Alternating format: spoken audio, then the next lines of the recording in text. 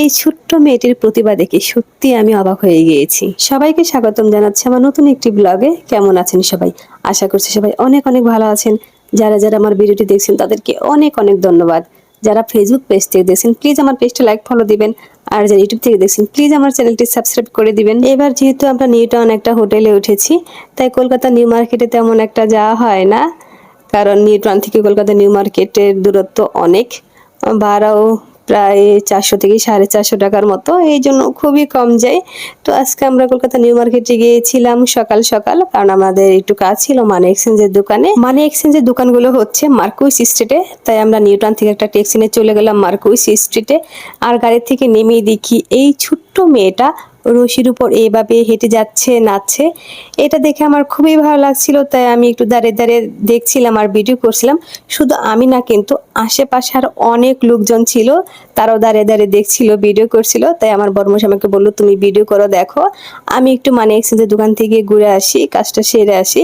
তাই আমি দাঁড়িয়ে দাঁড়িয়ে দেখছিলাম। আমি অনেকটা টাইম ছিলাম, আমার কাছে খুবই ভালো লাগছিল যে একটা ছোট্ট মেয়ে কিভাবে এই রশিটার উপর দিয়ে হেঁটে যাচ্ছে, নাচছে।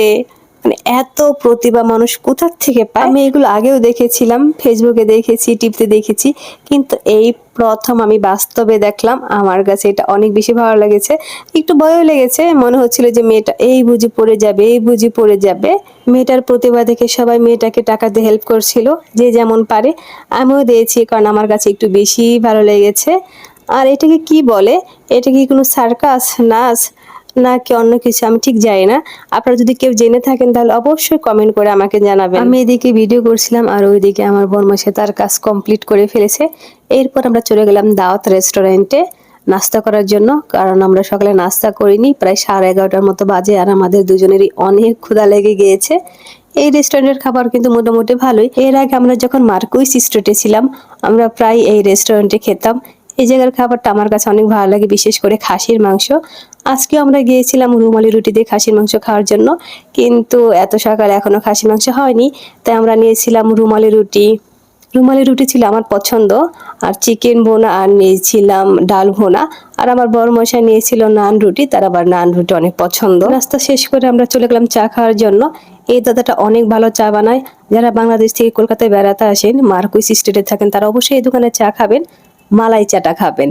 এই দোকানটা হচ্ছে কস্তুরী রেস্টুরেন্টের পাশেই, অনেক ভালো চা বানায়। আমি যখনই যাই তখনই এই দাদার দোকান থেকে মালাই চাটা খাই, আমার অনেক অনেক পছন্দ। আজকে কেনাকাটা করার কোনো প্ল্যানই ছিল না, কিন্তু এই লাল চুড়ি দেখে আর লোভ সামলাতে পারলাম না, তাই বড়মশাইকে বললাম আমাকে লাল চুড়ি কিনে দাও। আমার কাছে তো অনেক ভালো লেগেছে এই চুড়িগুলো। আপনাদের কাছে কেমন লাগলো অবশ্যই কমেন্ট করে জানাবেন। হোটেলে চলে যাব, তাই কিছু ফল কিনে নিলাম। এই দোকানের ফলগুলো অনেক সুন্দর, দাম একটু বেশি ছিল। কলকাতা নিউ মার্কেটের পাশে ফলগুলো একটু বেশি দাম হয়। আমরা যেহেতু নিউটাউন থাকি, নিউটাউনের ফলের দাম আরও কম।